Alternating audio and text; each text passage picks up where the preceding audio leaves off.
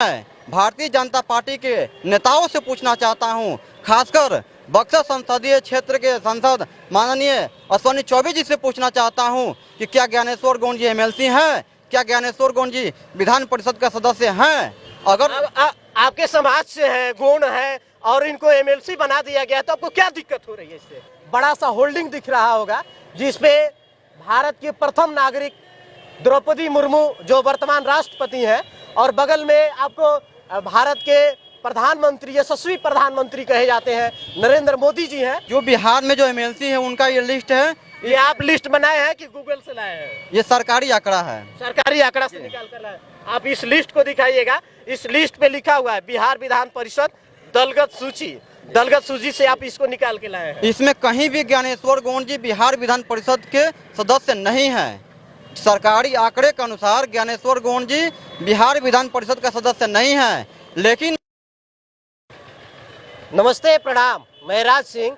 आज मैं बक्सर के अम्बेडकर चौक पर हूं और पीछे में आपको एक बड़ा सा होल्डिंग दिख रहा होगा जिसपे भारत के प्रथम नागरिक द्रौपदी मुर्मू जो वर्तमान राष्ट्रपति हैं और बगल में आपको भारत के प्रधानमंत्री, यशस्वी प्रधानमंत्री कहे जाते हैं नरेंद्र मोदी जी हैं और भी कई सारे चमकते हुए चेहरे आपको नजर आएंगे। विशेष मैं इन सभी चेहरों को आज नजर दिखाने के लिए नहीं बल्कि एक खास चेहरे को दिखाने के लिए आपके साथ हूं। यहाँ पे हुआ भगवा में पगड़ी बांधे हुए आपको एक चेहरा नजर आ रहा होगा, ज्ञानेश्वर प्रसाद गौंड। ध्यान से आप देखिएगा, ज्ञानेश्वर प्रसाद गौंड सदस्य बिहार विधान परिषद एमएलसी, पूर्व सह प्रभारी झारखंड राष्ट्रीय कार्यकारिणी सदस्य अनुसूचित जनजाति मोर्चा। ये पोस्टर लगा हुआ है और पोस्टर लगाने के बाद इन भाई साहब को कुछ क्षति है, कोई दिक्कत है। इनका परिचय बता देता हूं आपको। ये राष्ट्रीय अध्यक्ष है, ISO छात्र के राष्ट्रीय अध्यक्ष है। इनका नाम रामजीत गौंड है। और एक चीज मैं आपको बताना भूल गया, इधर में बिरसा मुंडा जी हैं जिनको हम लोग आदिवासी समाज के सबसे बड़े नेता समझे जाते हैं और माने जाते हैं। और ये रामजीत गौंड जी हैं, आदिवासी समाज से ये भी हैं और आदिवासी समाज से ये भी हैं, साथ ही आदिवासी समाज से ये भी हैं। ज्ञानेश्वर प्रसाद गौंड अपने आप को एमएलसी बताते हैं, यही क्वेश्चन है ना?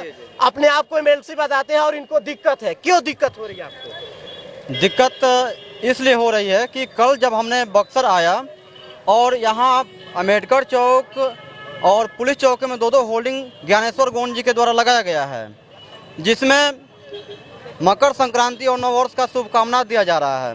ठीक है, शुभकामना आप दे सकते हैं, लेकिन अपने नाम के नीचे जो है कि बिहार विधान परिषद का सदस्य बताते हैं ज्ञानेश्वर गौंड जी, जो कि भारतीय जनता पार्टी में बहुत बड़े नेता के तौर पर माने जाते हैं।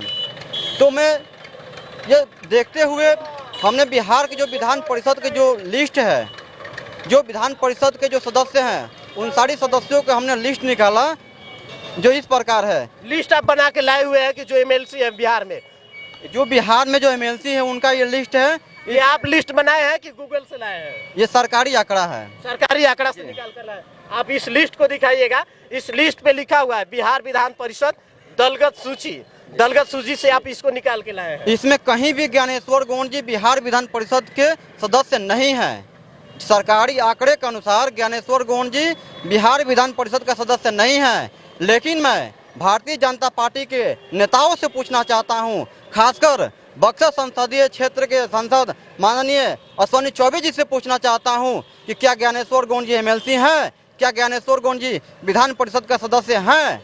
अगर आपके समाज से है, गौंड है और इनको एमएलसी बना दिया गया तो आपको क्या दिक्कत हो रही है इससे? तो एमएलसी बना दिया गया तो कि इनको विधान परिषद में जो सुविधा मिलना चाहिए वो भी तो मिलना चाहिए ना।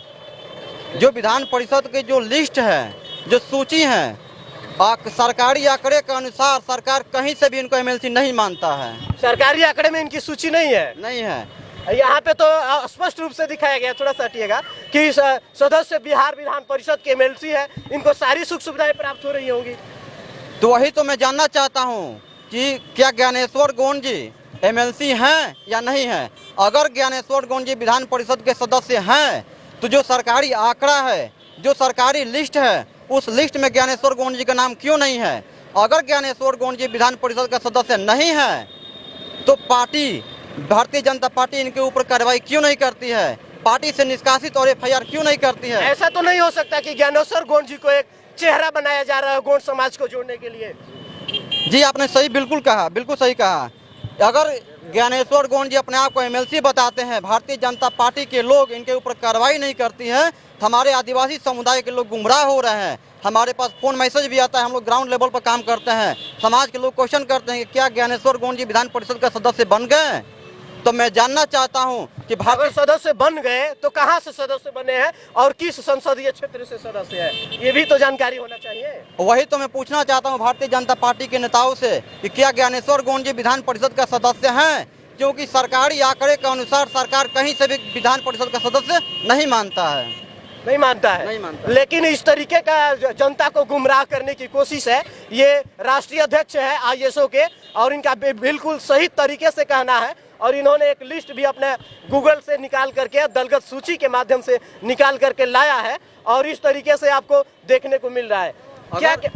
अगर भारतीय जनता पार्टी हमारे इस सवाल का जवाब नहीं देती है कि क्या विधान परिषद का सदस्य ज्ञानेश्वर गोंड जी हैं या नहीं है, अगर भारतीय जनता पार्टी के लोग खासकर बक्सर संसदीय क्षेत्र के सांसद माननीय अश्विनी चौबे जी हमारे इस सवाल का जवाब नहीं देते हैं, तो आने वाले 2 या 4 दिन में हम लोग बक्सर के धरती पर हम लोग धरना प्रदर्शन करेंगे और पूछने का काम करेंगे क्या ज्ञानेश्वर गोंड जी एमएलसी हैं या नहीं है। आखिर हमारे आदिवासी समुदाय को गुमराह करने की कोशिश किया जा रहा है, ऐसा क्यों किया जा रहा है हमारे समाज के लोगों के साथ? तो बक्सर जिला में क्या क्या करेंगे?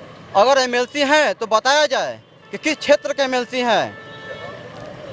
सही क्वेश्चन है और इस क्वेश्चन का जवाब मैं भारतीय जनता पार्टी के जो भी बड़े नेता हैं, चाहे अश्विनी चौबे जी हो, चाहे यहाँ के बड़े प्रवक्ता हो बक्सर जिला के, अगर ऐसे कार्यकर्ता हैं तो बक्सर संसदीय क्षेत्र के तो बताएं और दलगत सूची में इनका नाम क्यों नहीं जोड़ा जा रहा है। ये दलगत सूची है, आप गूगल से ट्रेस करके इसको निकाल सकते हैं। ये दलगत सूची है और सूची में इनका नाम नहीं दिया गया है। विशेष रामजीत गोंड जी जो राष्ट्रीय अध्यक्ष हैं, इनके जो क्वेश्चन है उसके बारे में आप क्या सोचते हैं?